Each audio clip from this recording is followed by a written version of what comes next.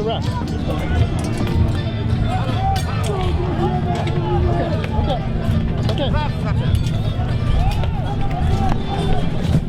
Go ahead.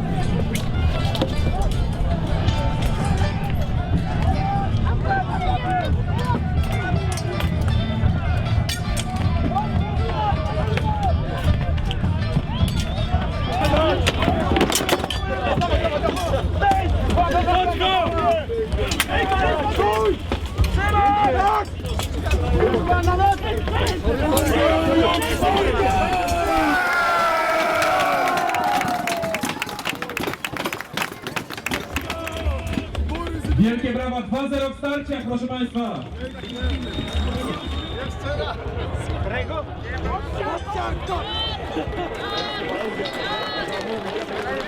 Well, I didn't die, not once. Pierwszy w historii festiwali historycznych nabieg na publiczność wykonany 500. But I was reserved, so most of the time I never even got a chance to get up there. They were doing such a good job. The reserves didn't even need to fill the gaps.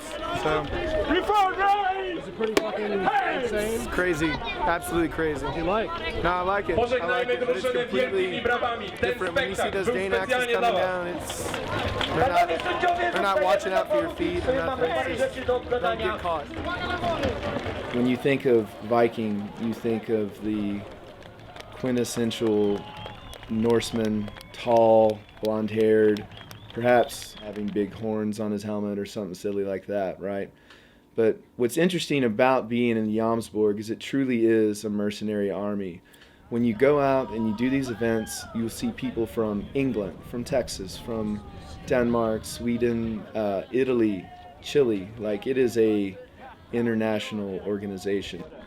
We saw how hard the last fight was. They're bringing us to a standstill. They're figuring out what we're doing. So, don't suck your cocks just yet. We have to fight harder tomorrow. We just fought the first day at Wolin. We used our well-trained tactics of the units that know what they're doing. Obviously it's a plan I'm not going to reveal on camera, but we won all 3 fights. It's going to get harder. The last fight was really hard. I was off my feet twice and dragged out by my own men and stood up again. It was tough, really tough, but it was good. And tonight we're going to celebrate with a exclusive Jomsborg party, which everyone's invited to. Just let the gods hear us! Jomsborg!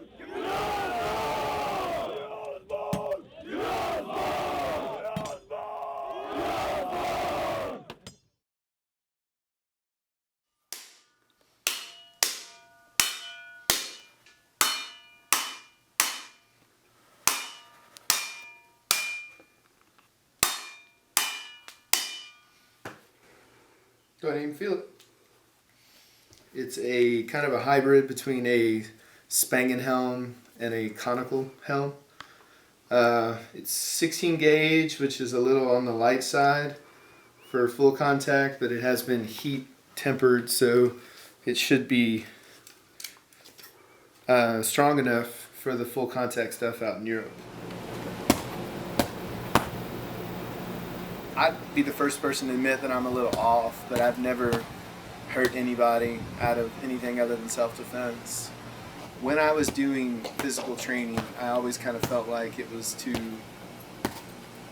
attain some kind of abstract fighting status, even before the Jomsborg group. So coming into that basically was a big milestone for me, because whenever I discovered this group and saw that there were so many opportunities to take, you know, doing local fighting events and fighting events abroad, like, that was it for me. I pretty much, I walked away from a lot of things. I walked away from a very conventional life.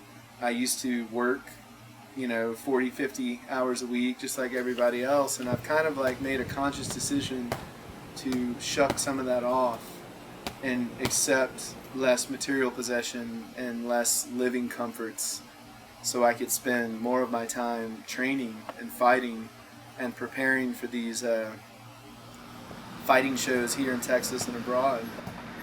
I can't really rationally explain why it's so important to me to be a good fighter with ancient weapons, but I just kind of have like this, you could call it genetic memory, you could call it, I don't know, being crazy, maybe even a little bit.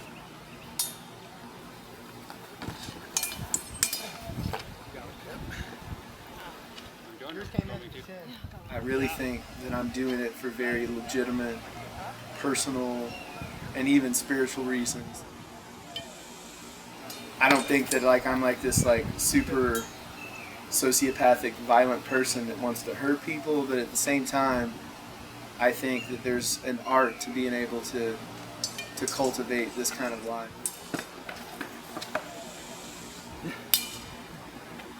Well, today this is really, to be honest with you, it's a light kit. So the mail is just to kind of like give the look, but we could still work in the super hot Texas summer. Having these guys out here is huge. It's set dressing, it's actors, it's atmosphere that the kids really get into and appreciate. And these kids, let me tell you, they get into it. All right, everybody hydrated? Sir, yes, sir. Everybody had enough food to eat via snack? Sir, yes, sir. The Rangers Apprentice Camp is kind of a unique situation for us because it's our only camp that operates in a different timeline. It's a fantasy camp, kind of a medieval fantasy camp. And it's got Vikings, and it's got, you know, the Irish and the English and the Italians, and it provides us with an opportunity to have a lot of these cultures present at the camp. It was really, really impressive. Having 52 kids behind me this morning come down and see the encampment. So we were hired to come out to build an encampment, to do some small part acting and engage with the rest of the camp to kind of build this immersion atmosphere for the kids. So we're going to have a good duel, big duel at the end with the villain. This is an opportunity for the E-Log to come make a little money. All this money is not going to us as individuals, it's going into the group fund for our encampment, to build on it, to get a trailer perhaps, or more tents, or bringing Jom's Vikings over from Europe to train us for training events. So it's kind of a collective pool. In the Jomsborg Army, there is a induction process that each new recruit will be asked to take part in if he has developed enough affinity with the group, proficiency in the fighting system, and overall just kind of like zeal and love for the culture. When a recruit is brought into the fold of the Alag here in Texas, we have a very unique piece of silver, and part of the induction ceremony is for the steersman to give a gift of silver, and the silver is to remind the inductee that he is oath-bound. And once silver is given in response to an oath, that oath cannot be retracted under any circumstances.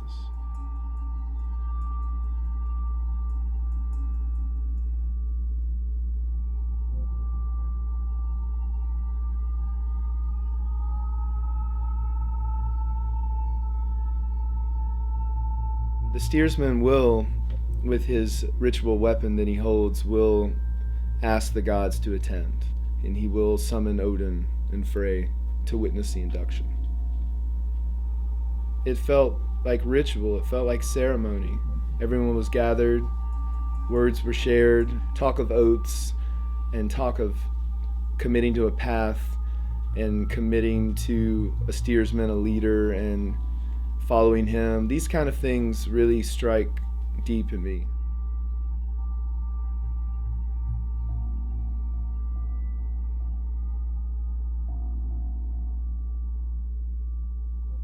It was cleansing.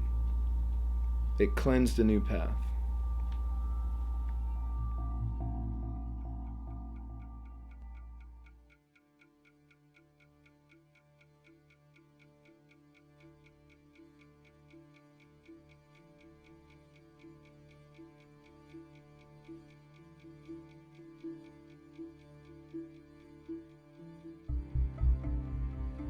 The greatest Vikings that had lived were the Joms Vikings. They were the only military brotherhood that's known to have existed in the Viking Age, and they were the sort of the Spartans of the Viking scene, and they were an international bunch of free-thinking mercenaries that had allegiance to no particular king.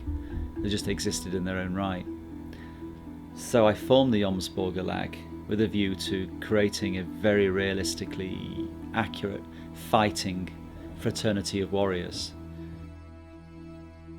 This is the Einherjar shield. It is the shield that every member of the Jomsborg Army carries when we go to fight. Part of the motto of the Jomsborg Army is one shield, one brotherhood. Main role of the steersman is basically making sure that his men are ready for combat. In the Joms Viking system, typically in a fight, we take slashes and thrusts to the torso, the shoulders, slashes to the legs, above the knee, nothing to the face or throat.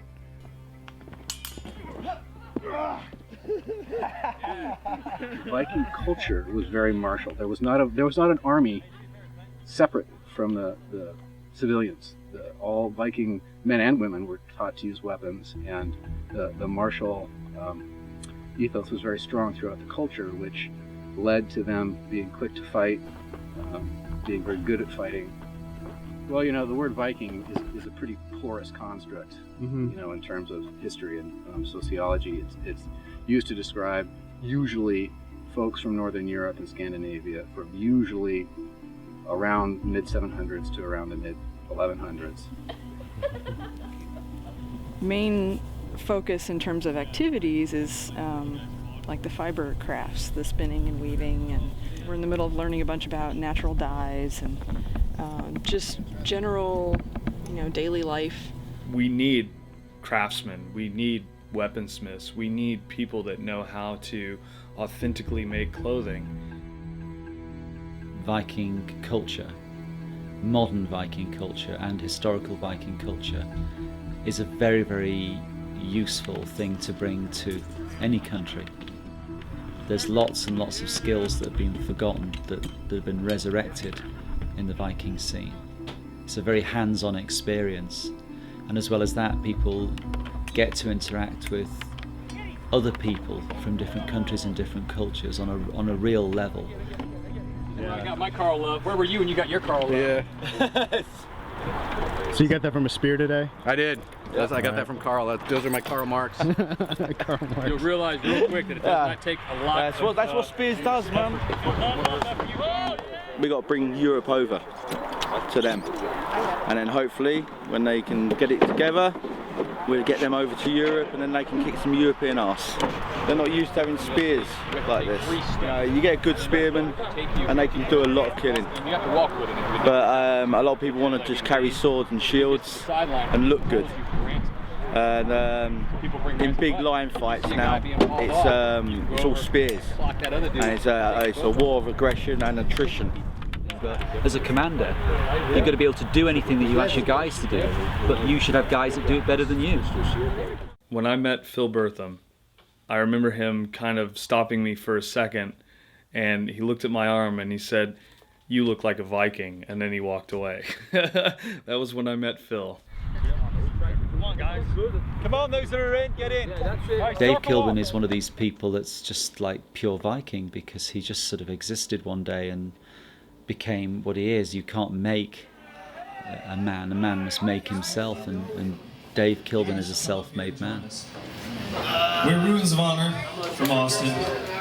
I took a couple classes on Viking myth, and that kind of got me really interested in doing more research on history, and that led me kind of in this convoluted path to where I ended up at Viking invasion in Waco one year.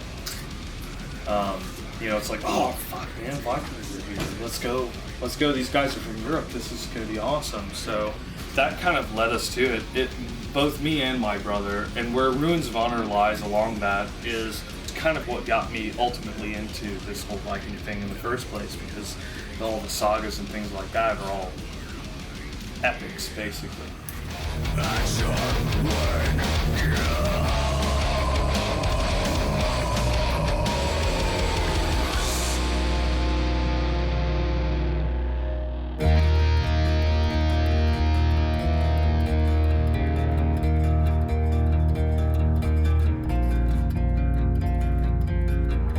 I had seen in the past some SCA combats at Renaissance fairs and things like that, and it never really had that authentic flavor that this did.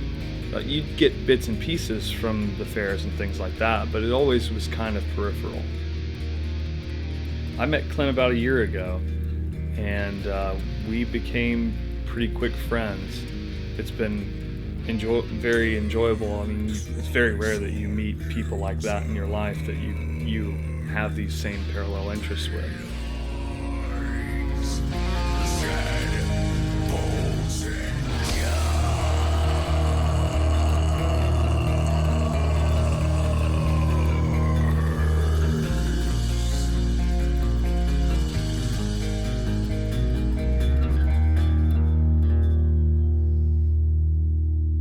What is that?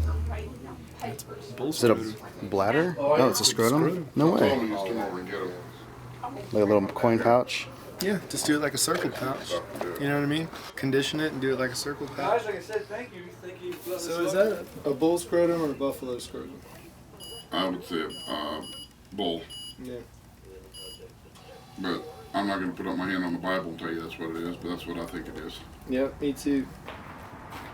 I've gotten real involved with doing leather work. I've never done anything like that before, but I've kind of developed a knack for it. And now I'm making leather safety equipment for all the guys worldwide. So I use that little scratch of a living so I could just get up every day and spend most of it training and exercising and reading the Havamal and pestering Dave a lot. But I think that the option to take up the sword and live as a warrior is something that you're called to do. I came and attended a training of theirs and had a real good feeling from the get-go. They were fighting with full-weighted steel, and I thought that was really unique. A lot of Western martial arts groups tend to want to kind of pad up or fight with wooden or rattan weapons, and I kind of felt like fighting with a full-weight weapon was a much more legitimate way to pursue Western martial art. There's a blacksmith for our group. His name's Paul Benz. He's based out of England, and most of us have weapons that he's custom forged for us. They have a spring steel core, so the weapon is extremely flexible and returns to its state. But when struck against other weapons or shields or axes, it doesn't burr. Like, you'll see some bruising on the metal and some scoring, but nothing that is edged or dangerous. Why do Texans do Viking reenactment? You don't have any Vikings in Texas. I've never really perceived that it's about lineage. I think that being a Viking is more of a mindset. You read the Jomsviking saga, I always kind of got the impression from it that it was a system of a group of fighting men where your merit put you in place. And I think that the Jomsborg Army is just that. If you want to be something in it, there's really no limits. You just have to step up and pick your path and follow through. To me, that's what it means to be Jomsborg. You throw to the opposite shoulder first. This shoulder, this leg. Right? You want to put this on it, dirty. I understand. Keep your head up. I have a shorter sword, so I closed really hard. Her block came up. She brought the point down to try to keep me away, and just right there, popped me right in the head. We try and keep blood out of our shows. It's not something that we endorse at all. Like showing the public that level of violence. Taking up the sword is not for everybody. The people that it's for, I think it really speaks volumes in their lives. The people that dedicate themselves to military reenactment or any kind of martial arts, it's usually a very life length goal. The rewards are pretty much limitless. It's like, how far do you want to go with it? Ravensborg is here in northeast Missouri. It's a Viking reenactment ring fort made for living historian reenactments in the Viking time period. Our mead hall is the centralmost building that's most often used here. We do our gatherings here, we do our meetings here, we do our feasting here, and at night we clear the benches and set it up for sleeping arrangement. Just a big community hall.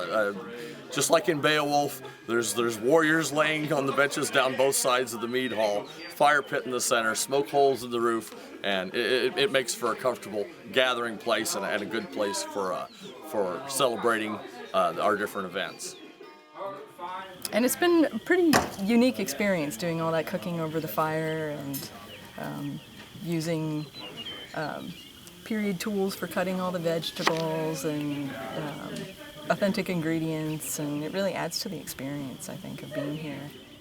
It's interesting to do this sort of cooking experiment because everything takes a little bit longer than you expect, but the result is so cool. It's so yummy. Reenactment is when you are trying to portray an actual event with actual people that has already happened, and you're trying to jump into their roles. But what we're doing here is we're trying to learn what we have researched, we're trying to put it into actual effect, and trying to live in that immersion. That's living the history. This is your Viking kit or whatever is basically it's like a tuxedo. I wear it when I go to a wedding. Well, I wear my Viking kit when I go to Ravensbourg. But I don't wear a tuxedo and become like James Bond. I'm still a drunk Irishman. So Dorsa near Heide Ravensbourg. Ravensbourg!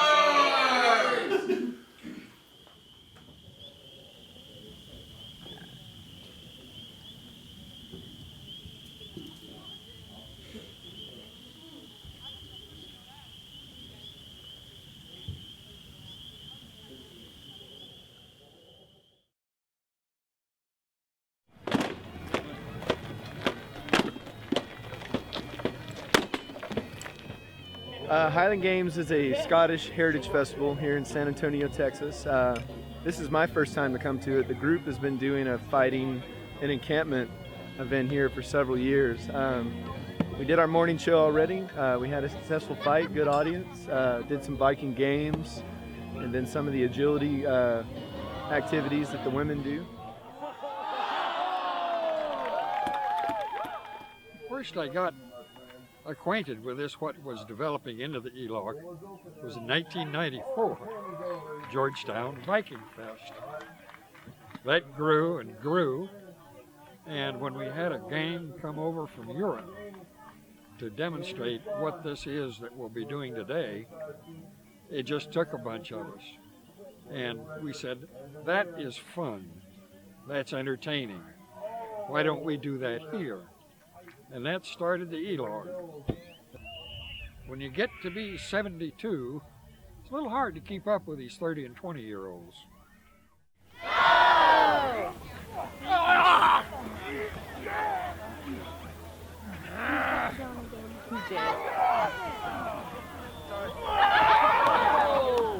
We'll be doing circles of treachery, circles of honor. We'll be doing hero circles. It's where the crowd comes out, and they choose 4 people from the crowd to come out and choose 4 of the Vikings to fight each other. Hero fights. And ends up one man wins, and he's the hero. And whoever chose that warrior ends up getting a prize from the group. That sounds awesome. We have been out here 5 times now. We started 5 years ago.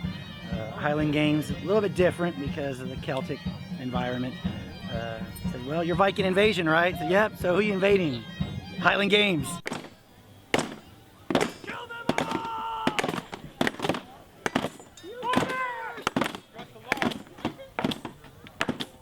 The beauty of this is that everything we do out here, it's competitive. It's not choreographed. So for one, you got to be sharp. You've got to train a lot. And it's, like I said, it's competitive. So there's a lot of testosterone out there on the field. And everybody brings their A game. So that's something that I really enjoy out here.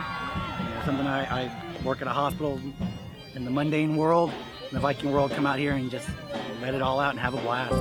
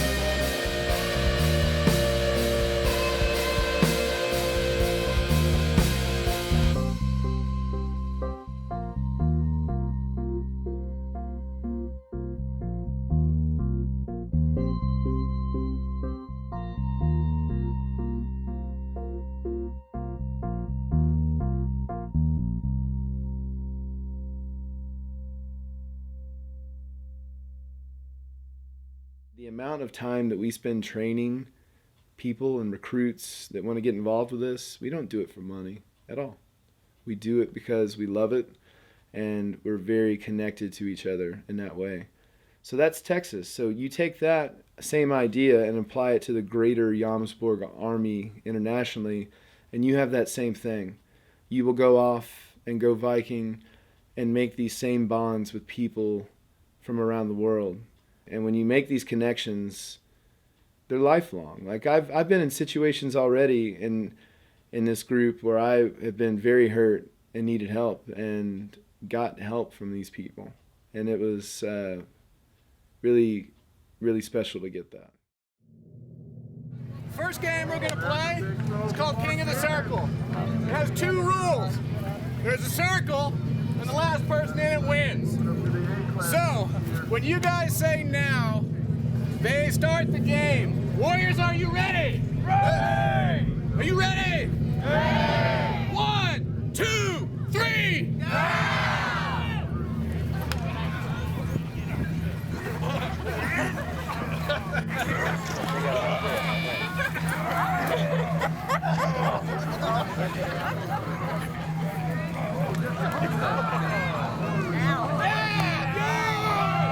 The garments that we wear are reconstructions of archaeological finds. The weapons and armor we wear are reconstructions of archaeological find. And our group has... What just happened? Well, we were doing our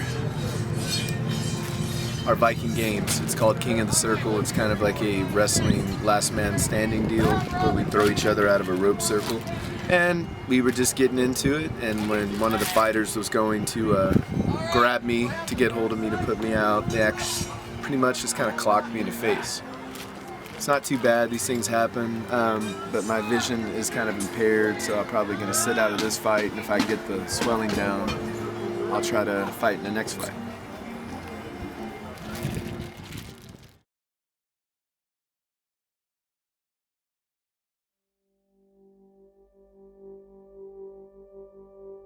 What's going on? Well, I'm making a short little trip to the hospital tomorrow to have some plastic surgery done on my face and ocular cavity of my right eye.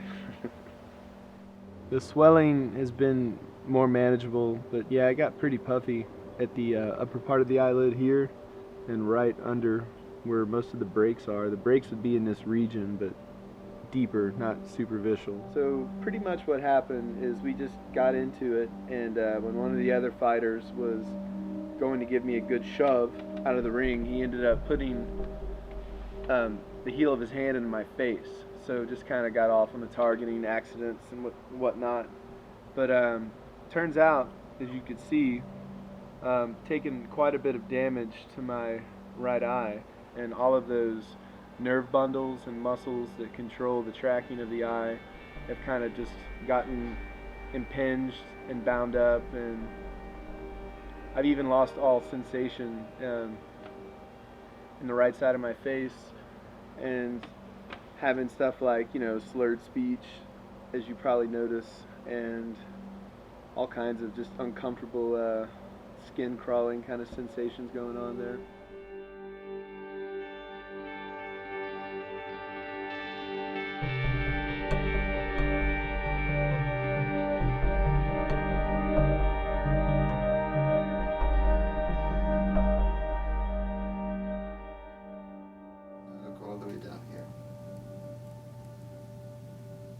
Not really seeing too good out of the right because it's kind of blurry. The swelling. Okay. The eyelid is kind of obstructing it. And this is the implant that I was describing to you. So what we did, you had a significant size of the implant, and obviously we put it there, and we in an attempt so that we cover the orbital floor and bring the globe or the orbital contents back into the right orbit.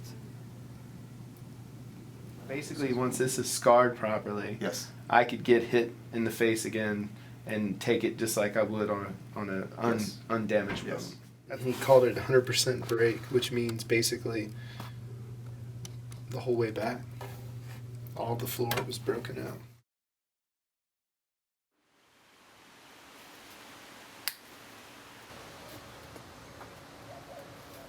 Viking culture, the Viking lifestyle, being abroad, being on sea voyages, like that kind of really kind of sparked something in my head.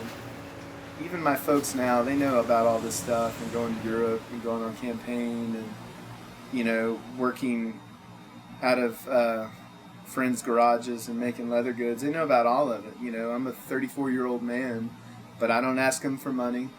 I don't put myself in a position to rely upon anybody. I just accept lesser living expenses and live simply, and they've actually got a lot of respect for that. Well, the Europe trip is, of course, the first time I've ever done anything like this. You know, I've been to England before in high school, but this is a whole different kind of thing. This is like going for 7 weeks, where pretty much every week I'm going to be involved in either rigorous training or some type of large numbered live steel event. And I spent the past 3 months after my eye surgery basically getting back in fighting shape and getting all of my equipment and trying to make as much money as possible to float me along while I'm out there. I've been told by not only my surgeon but my prescription eye doctor as well that it's healing really good. Most of the nerve damage in my face has subsided and healed. I feel good about it. You know, as long as I could keep spear thrusts out of there, I think I'll be good. I'm trying to push making this equipment, wrist equipment and hand equipment, that is a little stiffer and more padded to kind of cut down on breaking bones and fingers and stuff like that. Are you nervous at all about Poland? There's been a lot of talk about the Eastern Viking community kind of being a little rough. And absolutely. It's that good kind of nervousness, the kind of nervousness that keeps you on the top of your feet and ready to move. You know, I'm not scared of any man one way or the other. I've already been severely injured doing this. I've been severely injured before. I'm not worried about that. You hear rumors about they just kind of have like this rough, kind of careless style, and I don't know. I haven't seen it, but I'm not really concerned about that. Seems to be doing his job. My steersman, Dave Kilborn, isn't going to get to make this campaign. So, like, a lot of my brothers are still going to be here in Texas all summer. A couple of us are going, I think about 6 total. But there's still a large group that's not going to get to make the trip. And yeah, I'm going to miss these guys. It's going to be an absence. And not to mention, like, I have a wonderful girlfriend who I happen to be really into and spend a lot of time with. And 7 weeks is kind of a long absence, so they understand what it's like to have a passion and to piss off the grid for a while and do it. Like, I think that I got all their support, and all those friendships and bonds will be right there waiting for me when I return.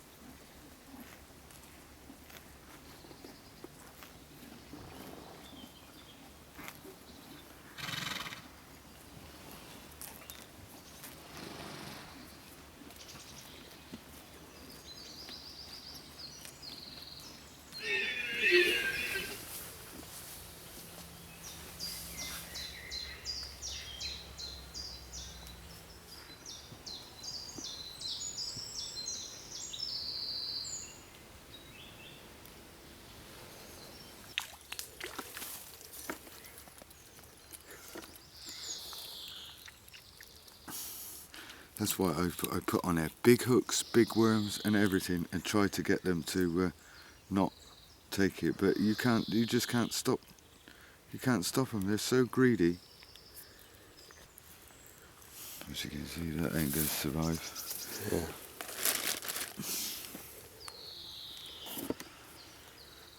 Well guys, that's about it. I think I've got a few. You can see I can do it. It doesn't take much. But that's about me done now.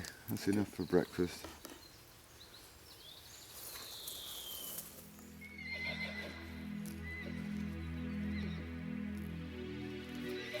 Moesgård is a very, very special place.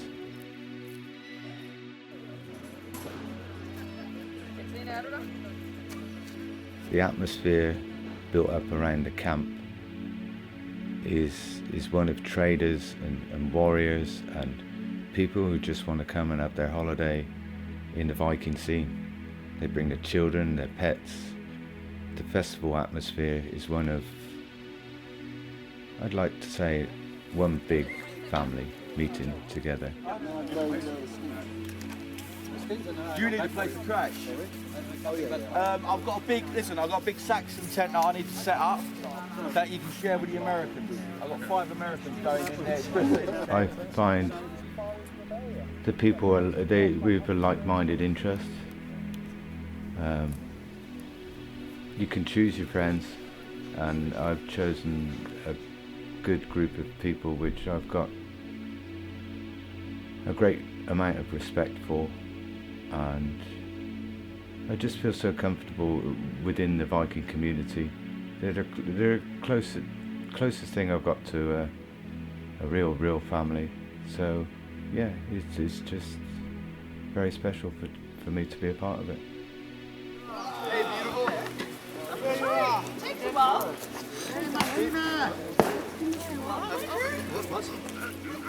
Okay.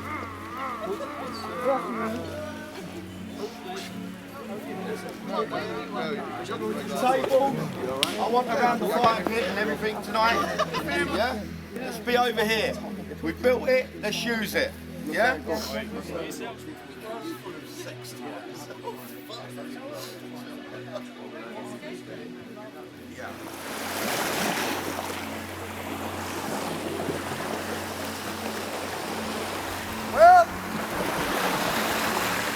I'm happy to see so many people here.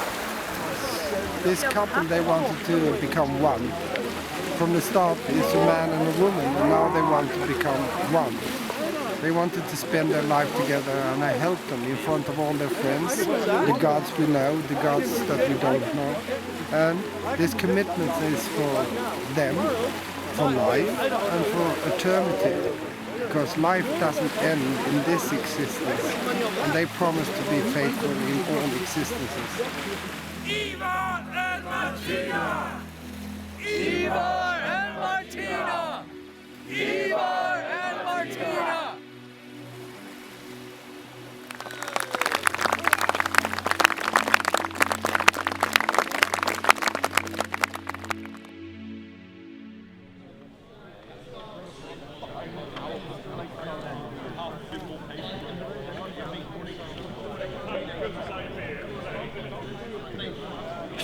Line up! Come on, people! Get your gear! Form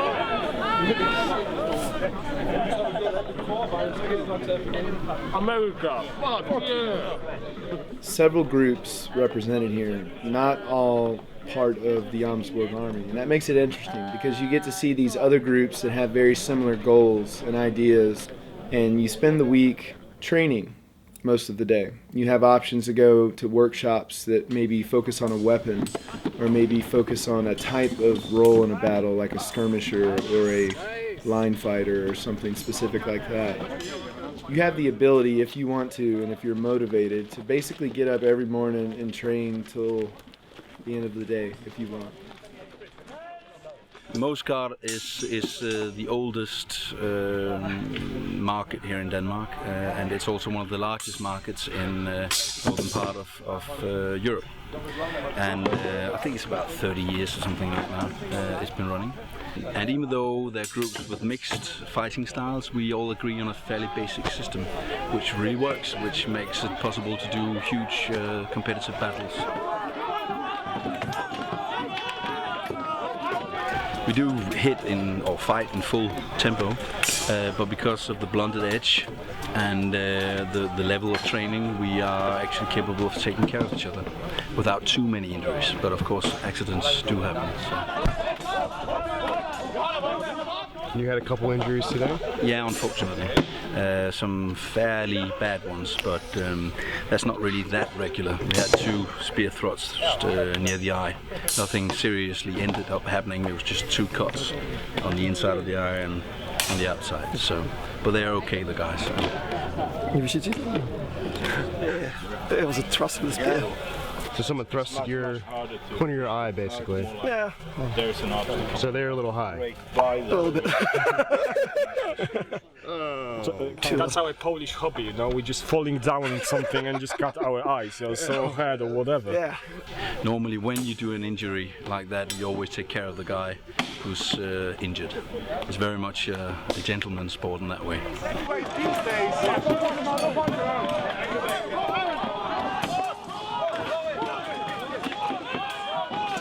I learned a lot. Negative reinforcement. Actually, that's not negative reinforcement. That was straight up punishment. But I learned a lot. It was awesome. Kept some spear points down long enough for my spearmen to get some hits. Eventually I got it in the chest or the armpit, but it's all good, man. This is wonderful. Incredible. I love this. What is it that compels you to do this? I don't know. Next question. You can't just describe it. It's just you know, like you'd fight in a real battle. So it's really cool, you know, adrenaline and everything. So, and you can try yourself really, because if you train, then obviously you want to go to the battle to, you know, see if you're good enough. If you're not, then you know what you need to improve. There's lots of spears out there. Lots of beers? Lots of spears. They have more than we do. I hate spears, but they love me. Yeah, Adam got caught in the eye, side of the eye. He's fine. Okay. He's fine. But yeah, it's fun, man. If you fucking die quickly, we all die quickly. You're our spine, the backbone of this, okay? Okay then, begin! Keep in line! So you're just getting guys up to speed in line fighting, basically? In unit fighting. In unit fighting, okay. You know, it's very hard. I mean, with people coming from around the world, so... but it just gelled today. I'm so happy. And we're gonna kick some ass on fucking the weekend, man. Gain access 2 meters to the from one end to the point, and we're gonna measure it. We are going to have help from Søren, Daniel, and Suzanne. Just cut it off and take the ice with a knife. Oh, but I think I remember this beer. You got one more? This should be okay. It should be 3 meters. The target area is the shoulder, the upper body, the thighs, down to the knees, but not including the knees. All of the backside, of course, and the bump, and the crutch. It's painful, but there you are. This is all target area. We have to check everyone's weapons to make sure there's no sharps here, no burrs on the weapons, that they're the right length, and also everyone's authenticity, just to make it look good for the public. You know, they want to keep it as Viking as possible. He has his camp down there by the water. To decide who is going to take which side of the battle, we would have a football match in the old-fashioned way.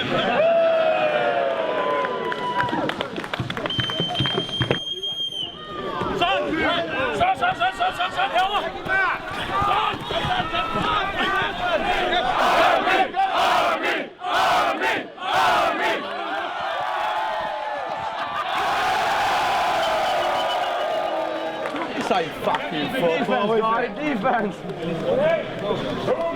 The army of Jomsborg will have Bjarne. Where is Bjarne? Thank you. Bjarne will be the one going on the field as the commander, the king of USA.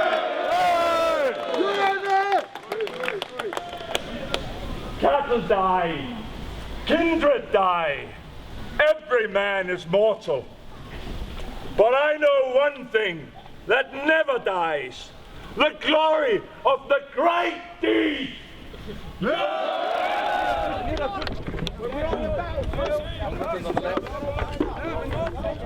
How long have you been on campaign this year?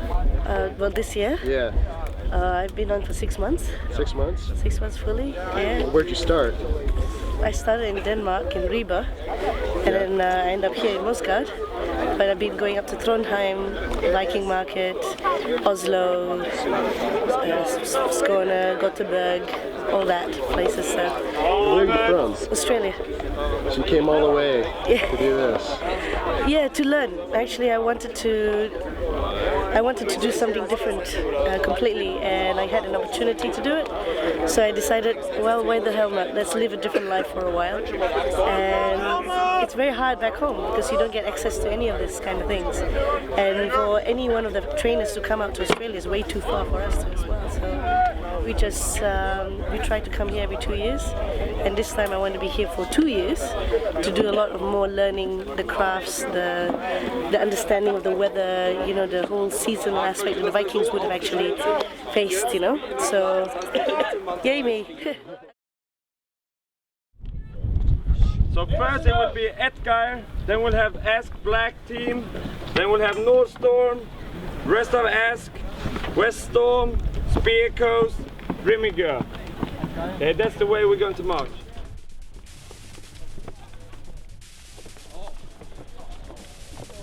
This is what you've spent years training for. Can you feel it? Yeah! Can you feel it coming up? Yeah! We're going to go out there and we're going to fight with full power! Yeah! Full power! Forward! We are going to do ourselves honour out there. We are going to fight like motherfuckers.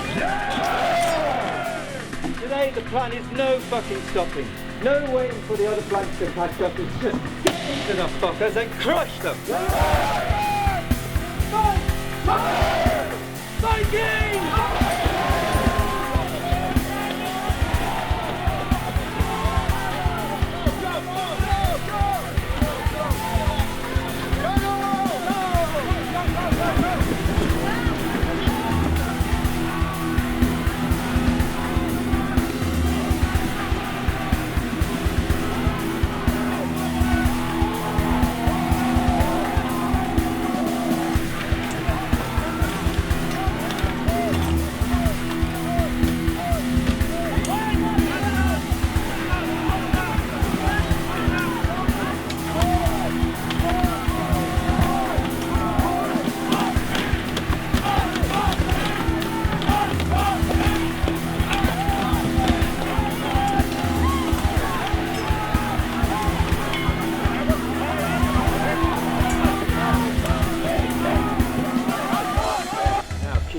Fire burning.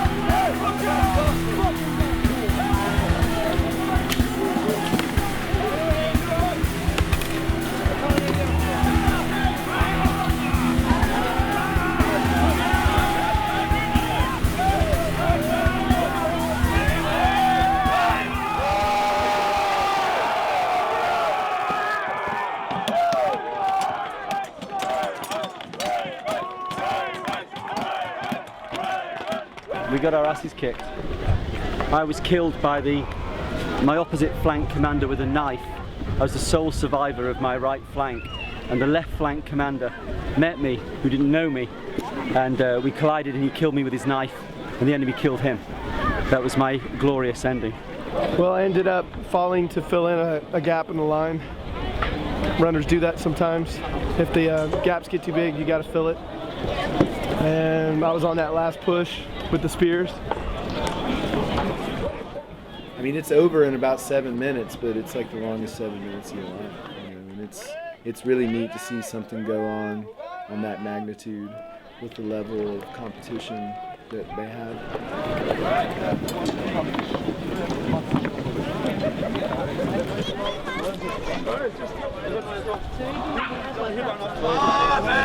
Any serious injuries? Nope. Well, then I think you should give yourself a big applause.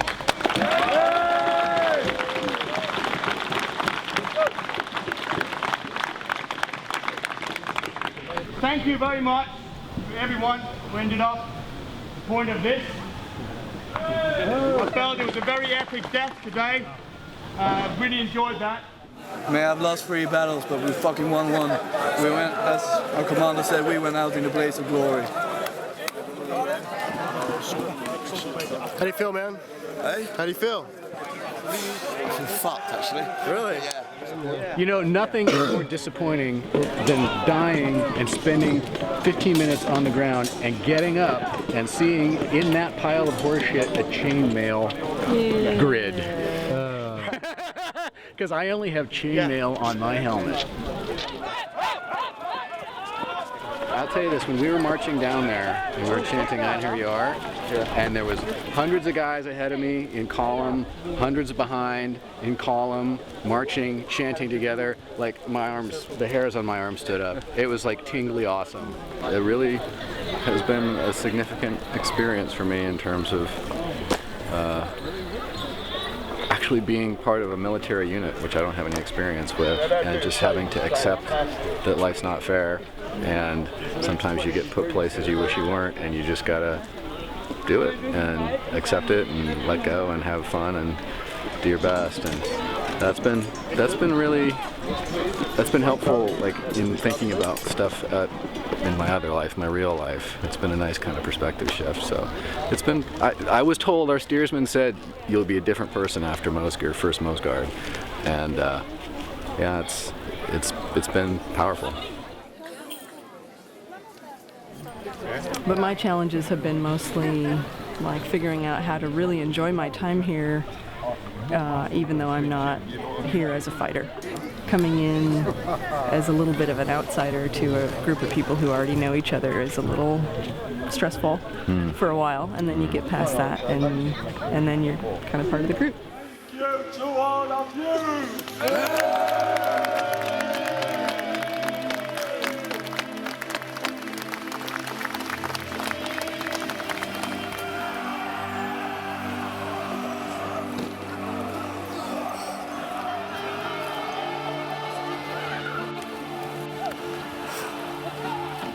It's real when people come here with one purpose, and that's to beat each other up for a week and meet in the inn and be good pals, and that I like a lot. So I think that's the most fine part about Moesgård.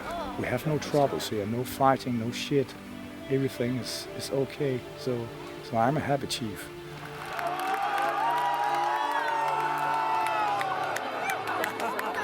The audiences are huge. I mean, we get good attendance at our Texas shows, but in comparison, it's not even on the same scale. The Moesgård Festival is basically the quintessential event to attend if you want a wide variety of Viking Age reenactment and live steel fighting.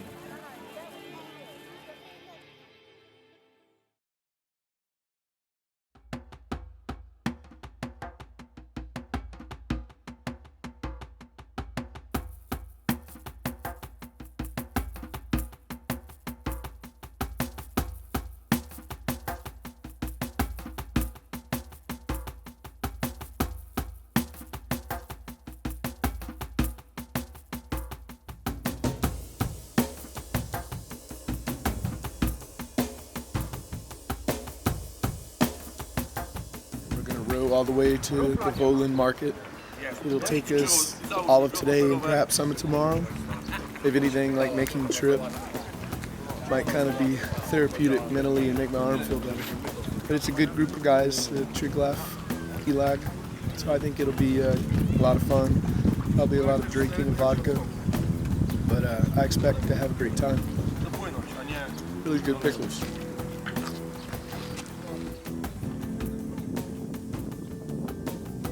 To be a Viking doesn't mean I pretend I'm from Scandinavia.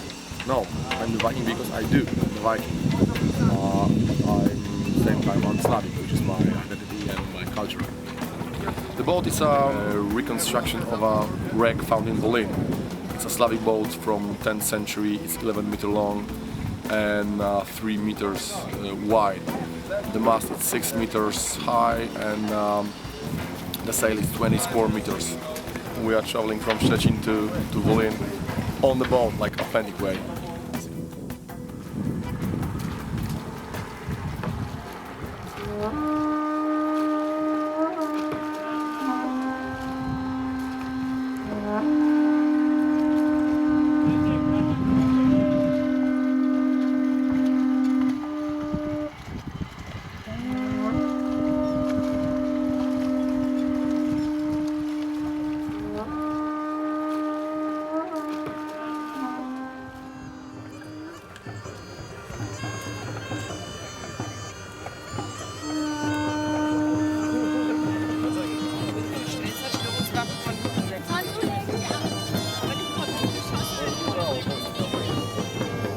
Really cool about Wolin is when you're there at the event, they have the whole village laid out like a city. Not only are there several more houses built in the Slavic Viking way, there's wooden sidewalks that connect them all. So when you're walking around and you're doing maybe you're shopping or just meeting people, you really feel like you're walking around in a 10th century Slavic village.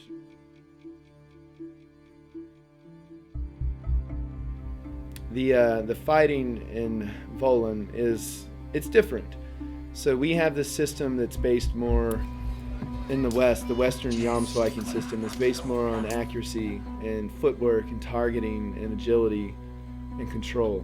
Whereas in Poland, what they call the Eastern style, these guys go at it full tilt. They're wearing all of their heavy armor. It's a heavy infantry fight. And there's no real target restrictions other than they don't want you thrusting at the face. But headshots are a legal target. You're going to get hit in the hands, you're going to get hit in your knees and your ankles. All these things are possibilities. And the level of aggression is much higher. But it's definitely the new frontier for martial Western fighting. This is Moesgård. It was started by Olben Depper, the Jomsviking in the red gamazon. We're doing a style now called Moesgård, something I started about 10 or 12 years ago amongst reenactors, where I suggested that we should use the weapons like a weapon instead of a point scorer. So instead of just trying to get contact and score a point like a gentleman's sport, I thought we should train it like a martial art and use it like a weapon. So our starting point has been treat the weapons as sharp, treat the opponents as unarmoured, and look for a hit that would end the fight. We have these special masks now. They're extra hard, so they're weapon proof. Okay, so it's like a... They look like normal masks, but they're extra strong steel. Fencing equipment company in Germany makes them. However, it has begun to custom make them now to suit our game instead of sport fencing. So they've started to put extra padding on the back, extra protection. Pretty intense. Yeah, it is. That's what's the kick. You know, that's what's special about it. You can bring some kind of fighting spirit into it, which I always felt was lacking before. Mm-hmm. You know, you've got that extra power and pressure that comes from somebody really threatening you.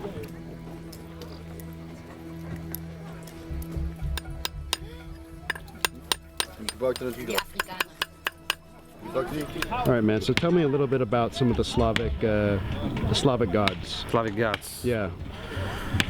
So, for example, It's Światowid, one of the biggest gods of Slavs. He has 4 faces which look to the different parts of the world at the same time. Yeah, so like one of the really biggest gods. You cannot hide nothing from him. Like in Nordic culture, there is many different gods. Do swojej świątyni przynosicie je. Tak. The cultures mixed together. So, for example, it was in the old times. It was like when you, for example, were I don't know, from Sweden, and you were like at the coast of Slavic territory. You were giving sacrifices to Slavic gods. This is the god of the area, and he rules here. So you were praying to him, yeah, at the moment. What do the Christians think about that? They think it's that we are just playing, or that we are praying to Lucifer or something like that. Church basically destroyed all the pagan religions in this area after like 200 years. Most of it was totally annihilated, except for those things, of course, which was taken into the Catholic church practices. Because when you have some elements in the religion which you are used to, it's easier for you to change your fate. Drużynie i tej ziemi klnij się po przykrość, a wszyscy wokół niechaj będą tego świadkami. I see a lot of swastikas out here. Yeah, swastikas are basically symbol of the sun, and it's okay. Many cultures have it, but we treat it as our symbol. Yeah, so we wear it, we have it, and we will not let any stupid people tell us that it's some symbol of something bad. It's ours. And during the Nazi times, it was just stolen from us, and it's ours. We will use it because it's ours. Wolin event is the biggest Viking event in the world, and it's really fascinating because it's the place where really everybody meets, like people from more than 20 countries. We can trade and buy goods from all over Europe and more.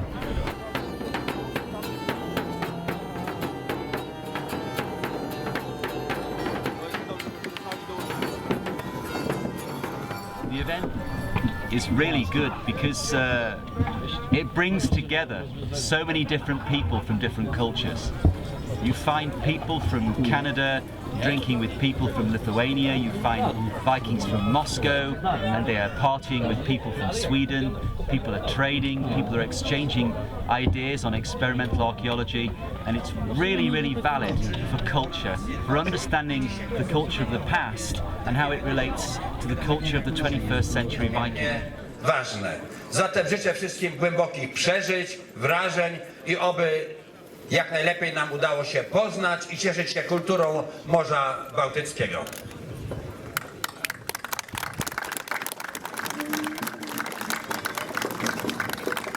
XVII Międzynarodowy Festiwal Słowian i Wikingów uważam za otwarte.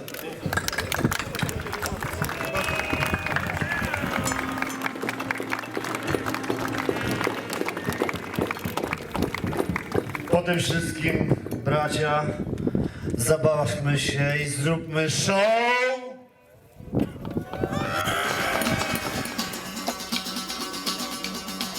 Raz, dwa, trzy, cztery. A nad nimi żakie słońce, a nad nimi wirum. Hej!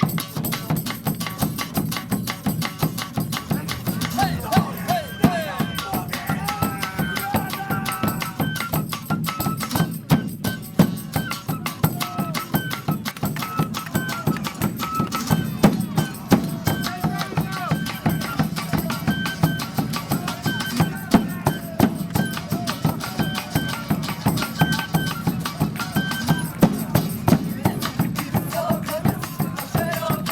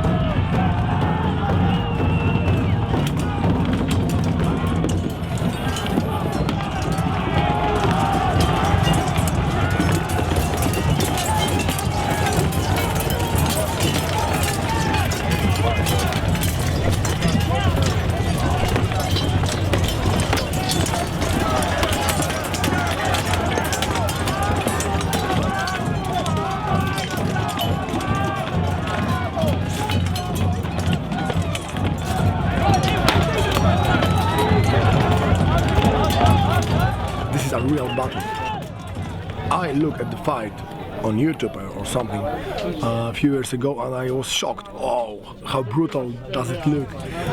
When you're in, it's not that bad. It's really fun. It's adrenaline. It's you're squeezed.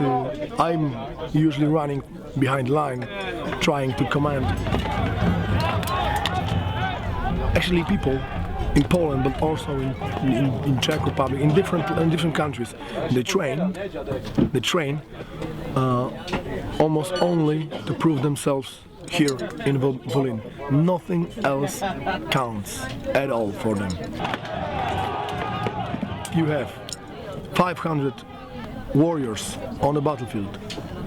This is why this battle is so real.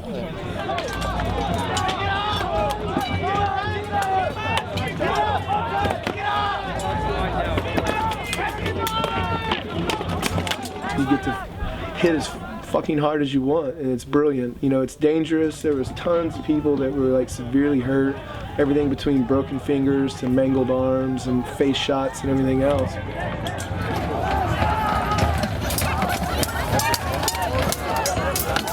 All these shots were coming in at my head, and you know, we never trained the headshot in Texas, at least not yet. I'm sure we'll start working on that.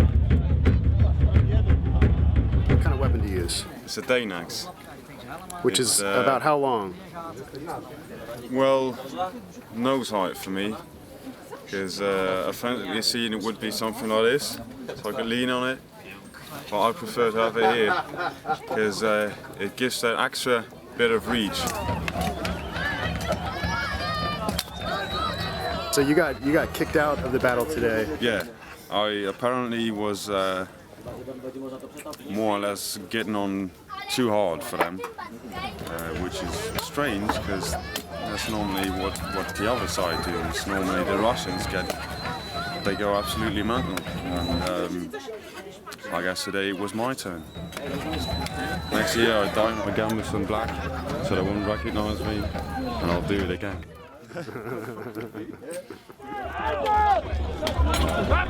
The marshal's job is specifically to make sure that the fighters are not fighting dangerously, they're not doing stupid things, they are taking the kills when they're killed, and crowd safety, making sure that the fight doesn't go into the audience. Yeah, and we have quite a tough marshals, which sometimes they overreact, but they have to, otherwise this thing will be impossible to control. So they have the magic sticks and they kill. And if you complain, the kill is the hit is a hit. It's not a touch. You're out. You're out. You're out. You're out. We go shirtless because we need to be immediately identified. Any form of clothing, when you're wearing a helmet and when your adrenaline's going, could look like padded armor or anything like that. So going shirtless means it's obvious who we are at a glance. Hey! Hey! You okay? You okay? Move! You got a man down. Away! Back up! Back up! This man here, go away! Back! Go that way! Everybody down! Go down! Go! Get down! Go! We have an injured man here! Let's get him off. No, we need to get first aid here. First aid? Yes. All right. It's a kind of a different kind of intensity from actually fighting. Yeah, you do feel very unprotected. You do need to be very aware of where the fight's going, whether it's coming towards you, going away from you, and how you can get in to get to people, because there's backswings going on all the time from people's weapons. Their weapon doesn't just go forwards, it also goes backwards. So if you're coming up from behind someone, you have to be very aware of where that man's going to put his weapon. And yeah, you feel naked, you know, shirtless, helmetless, gloveless, just with a stick. It's a rush.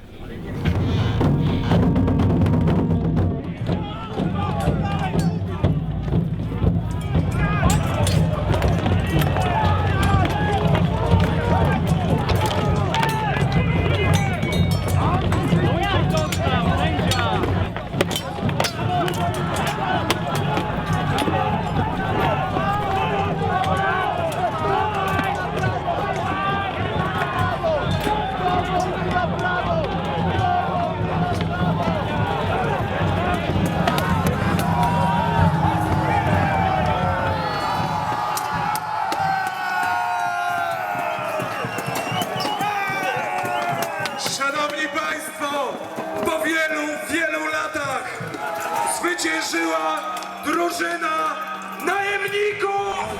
That was a real fight today. The opposition came on incredibly strong, especially in the last round, and they just kept fighting and pushing and pushing, and they just had the will to win. This isn't Moesgård, this isn't re-enactments. This is a fight with weapons, close combat, and it's in your face. Sometimes the helmet are smashed and there's some minor scratches, let's say. Have a bit of a headache, that's all. What happened? An axe, right flank. And this is a Polish helmet, so it's strong, as you know how strong the blow is. These guys really want to hit you with everything they've got, and they're like hungry wolves, and you're just red meat.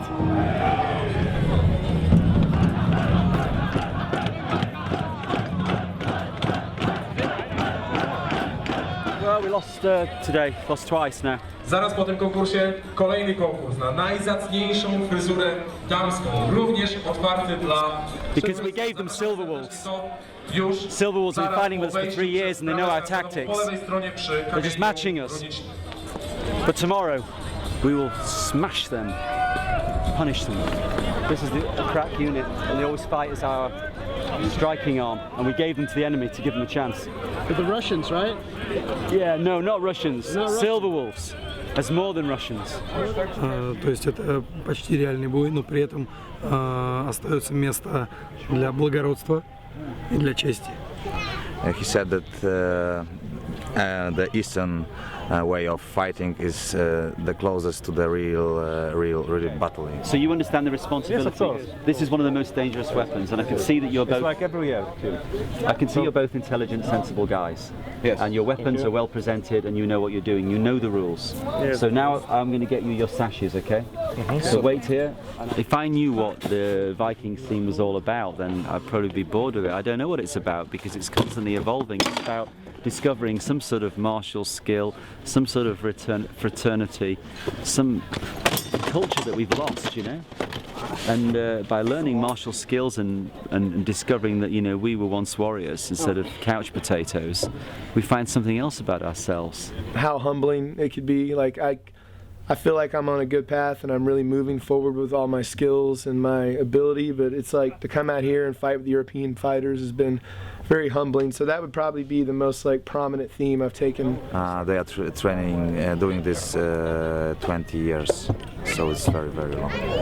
Unfortunately, I met this complete asshole called Igor Gorovich and his friend Ragnar from Silver Wolves.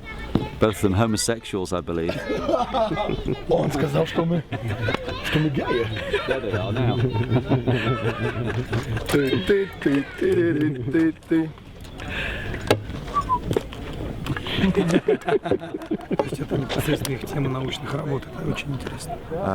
Most of the guys from Silver Wolf are historians and archaeologists, and you know it's cool to do this alive, like you know this reenactment.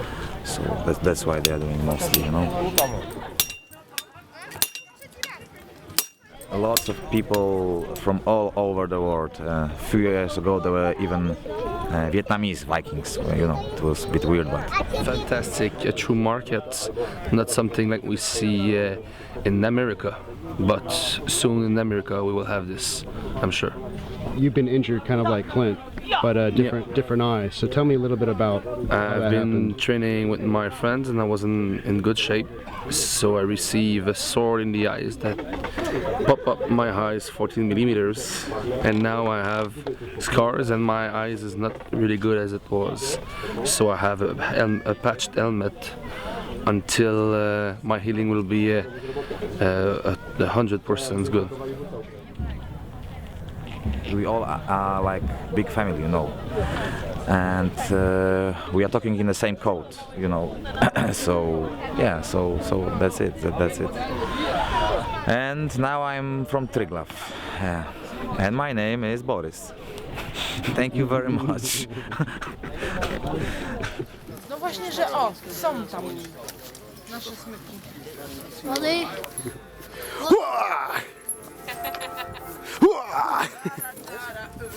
No. It's August 8th, so I've been on campaign for a little over 4 weeks, almost 5. I mean, I actually have been doing quite well with it and haven't been uncomfortable until I got to a point where I was having to stay in a wet tent that collapsed, and it just doesn't really ever dry, especially if the weather is still bad and you have this tent that fell on the ground and wet, so everything in it is wet, you're wet, and there's just no way to really dry it out when the weather is still misting and, you know, consistently raining afterwards. So after being in that for about 3 or 4 days, I definitely got sick, and I've been kind of behind a cold for about the past 2 weeks. So it's been rough. It's on as far as the health side, but I think that I'm handling it pretty well. I haven't like had any, you know, breakdowns or nothing. I've been able to keep taking part in everything and being involved. Sprechen Sie English? No Deutsch. It's fantastic. Awesome sauce. Lovely weather. It's been a bit wet, but we're staying dry for the most part, having some good show fighting in Germany this weekend. Yeah, what happened to your shoulder? Fighting with 2 weapons against the Daneaxe, and I got locked up with my shoulder up in the air, and then someone else came up to me and parried both of my weapons in a partial dislocation that I had to wiggle back in. So I'm out here just getting teased by all the fighting that I can't, you know, participate in. I did get a tattoo actually at Jylov, Sweden. Traditional way? Yeah, traditional by hand. And the head we had inspired by the Jomsborg wolf head. So when we were sitting there, Kai was sitting there modeling the serpent head after this wolf. But this has actually turned out to be a pretty good market, even though we've had bad weather and it put off the fighting for the first part of the day yesterday. There's really good turnout here. I was expecting less people, and the layout of the museum and the grounds is really impressive in comparison to some of the other ones that were more like a open field. The life here in this town, in this museum, was real for real Vikings and steady. The warriors and the fighters and the traders are staying here on the market from 13 different countries here in Europe and States. It's a great market. I hope I see all you guys next year again here on this battlefield. And we have more fun. Better weather. We are Vikings, Slavonic Vikings.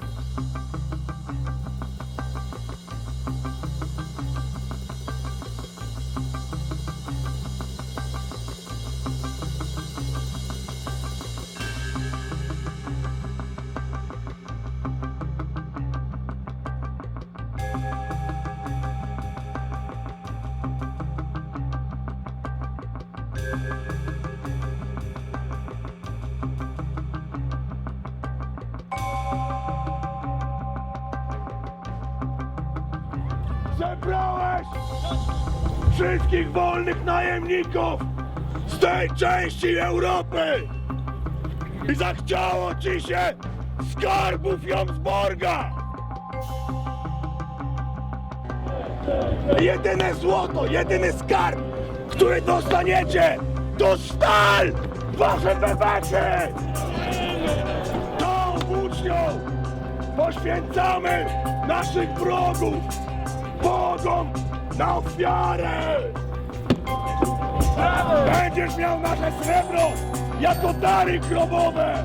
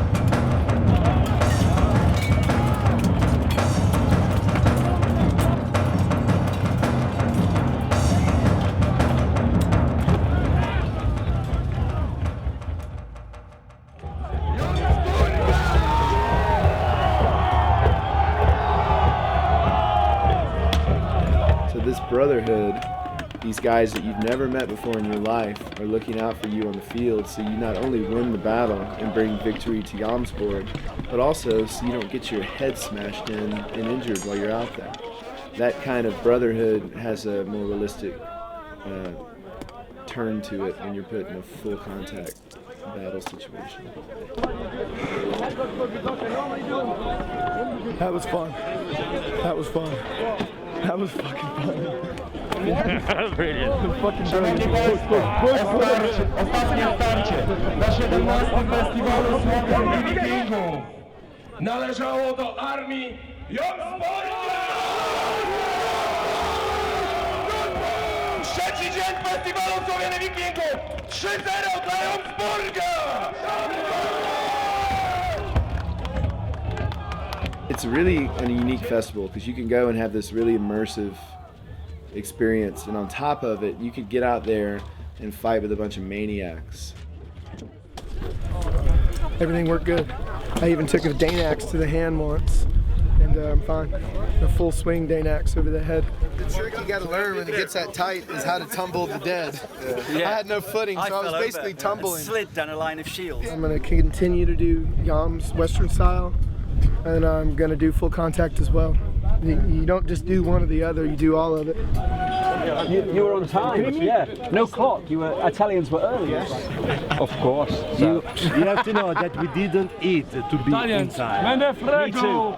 Yes, but we are Italians. It is different. And now we must eat, yeah? Absolutely. Everybody's laughing, and everybody's drinking, and we forget the only reason why we win is because we are a brotherhood. We stay together, we think like one animal, like wolves. That's why we win. I was there, you were here, he was there, we were everywhere. We controlled the fight this time, both flanks, centre and the right. We have to try harder. We need more men, young men, more recruits, and next year we don't lose, okay? Okay. Yeah! We lost 2 battles yesterday. Today we won 3, and Friday we won 3. The war is ours. Jomsborg! Jomsborg! Jomsborg! Jomsborg! Jomsborg! Jomsborg! These brotherhoods are boundless. This is, the Jomsborg Army is an international army. We have people from all over the world, whether it be Northern Europe, Eastern Europe, Southern Europe, like the States, England, like it's a very diverse army, and anybody, no matter, even with language barriers, they were always willing to talk with me and interact with me, and so I've really kind of taken from this whole trip that the Jomsborg Army is indeed a brotherhood.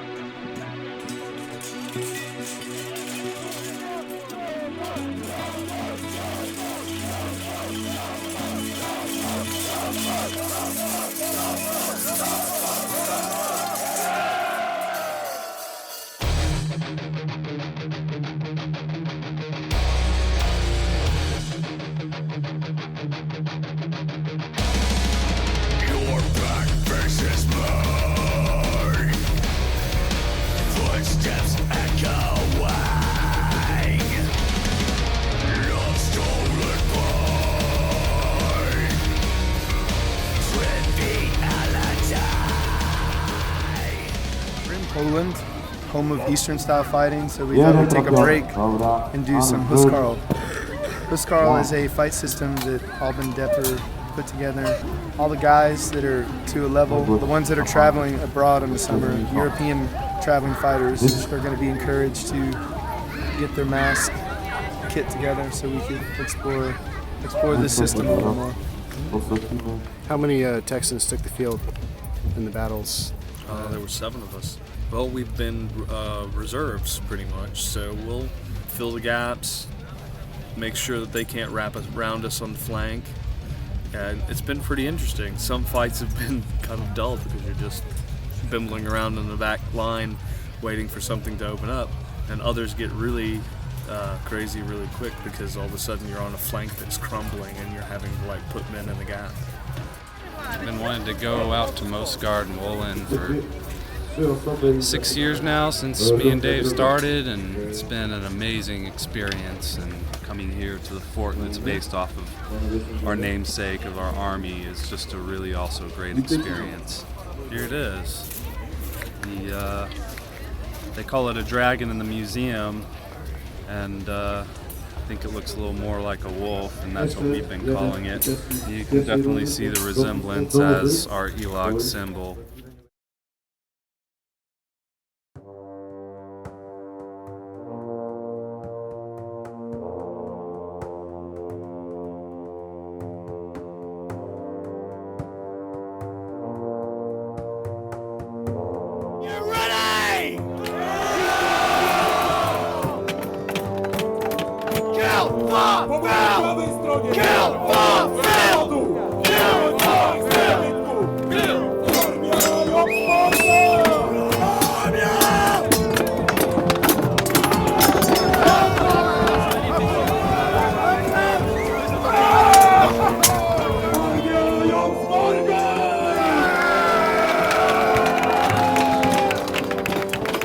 My experience of being drawn into this group and getting involved in the Jomsborg as a dreng has been director goes native, basically.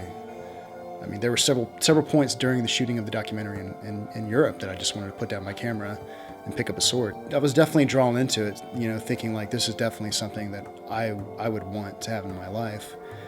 I put together my full contact kit for Poland, which consisted of some heavy lamellar scale armor that I designed and kind of based on some Byzantium frescoes and artwork and whatnot. I had my helmet made by the same guy who made Clint's helmet, and he did an amazing job on that. I based that on a find from the 8th century, I believe. Good, good. Hit me right here. Hit hard. Good. I had designed a shield boss that I had made that stored a camera, a GoPro camera. So I was actually doing some shooting on the battlefield. The battle was, you know, intense because there were just so many people and it was wet and miserable.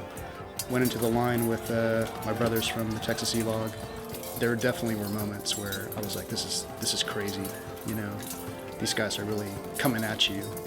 The Viking reenactment scene, it existed before Philip, but you know, Jomsborg was really like his thing that he grew and nurtured into what it is now, and it's a huge organization basically, and you know, it's pretty amazing to be part of it.